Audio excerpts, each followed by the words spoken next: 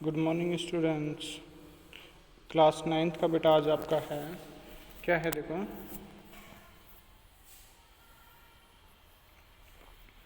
इसमें क्या दे रखा है, ध्वनि की वह गुणवत्ता, वह अभिलक्षण जो हमें समांतरता तथा प्रबलता की ध्वनियों के अंतर करने में सहायता करता है।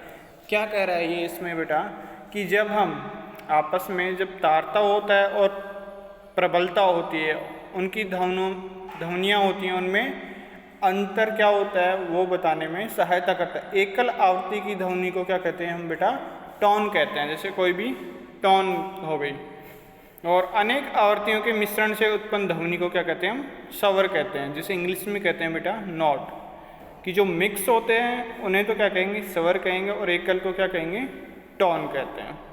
और यह सुनने में सुखद होती है, और जैसे एक शोर होता है एक तो जो ज़्यादा नॉइश होती है, कर्णप्रिय नहीं होता है। जब संगीत सुनने में सुखद होता है। आपने देखा होगा कि जब हाई कैपेसिटी पे डीजे बजाते हैं तो क्या होता है कि जब डीजे बजता है तो हाई कैपेसिटी की वॉल्यूम में जब बजेगा हमारा, तो उसमें क्या होता है बेटा कि हम कर्णप्रिय नहीं होता था, कानों को सुनने की शक्ति कम होती है, अर्थात कानों को बहुत ही बुरा लगता है इतनी तेज हो।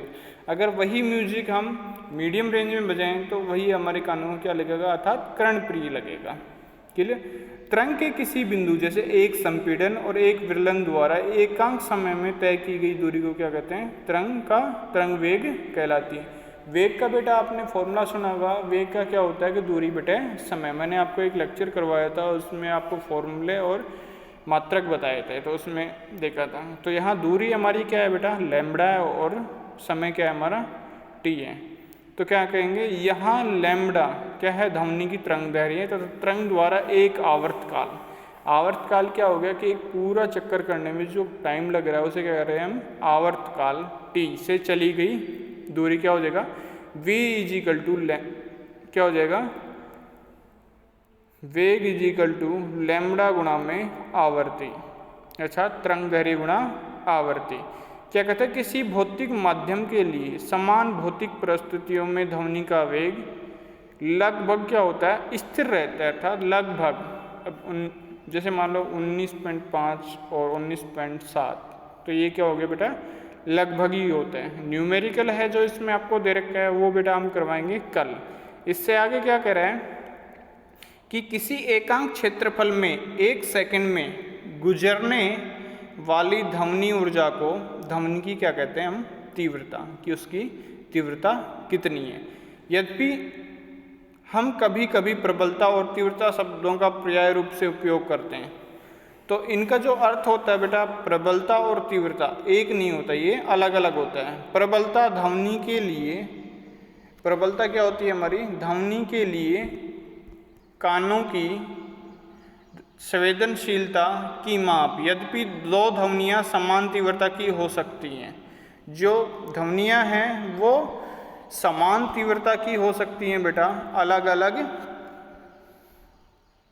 नहीं हो सकती। फिर हम एक दूसरे को उसकी अपेक्षा अधिक प्रबल ध्वनि के रूप में हम सुन सकते हैं, और क्योंकि हमारे कान इसके लिए अधिक संवेदनशील होते हैं। तो क्या करें, विभिन्न माध्यमों में ध्वनि की चाल क्या होती है। देखो आपको दे रखा है, इसमें क्या कह रखा है कि एक माध्यम में ध्वनि एक निश्चित चाल में क्या होती है, संचरित होती है। जैसे पटाखे हो गया, तड़ित की गर्जन होगी, तड़ित मतलब बिजली की गर्जन की ध्वनि प्रकाश की चमक दिखाई देने के कुछ देर बाद सुनाई देती है। इसलिए यह निष्कर्ष निकलता है कि ध्वनि की चाल प्रकाश की चाल से क्या होती है, बहुत ही कम होती है, अर्थात कम होती है। तो ये हो गया हमारा। तो ध्वनि की चाल उस माध्यम के गुणों पर निर्भर करती है जिसमें वह संचरित होती है। जैसा माध्यम होगा वो उसी के ऊपर क्या रहेगी, आत्म मतलब उसी के ऊपर फुलफिल रहेगी, उसके ऊपर निर्भर रहेगी। क्लियर। तो क्या कह रहे हैं कि किसी माध्यम में ध्वनि की चाल माध्यम के ताप पर निर्भर करती है। जब हम ठोस से गैसीय अवस्था की ओर जाते हैं तो ध्वनि की चाल क्या हो जाती है, हमारी कम हो जाती है। क्लियर।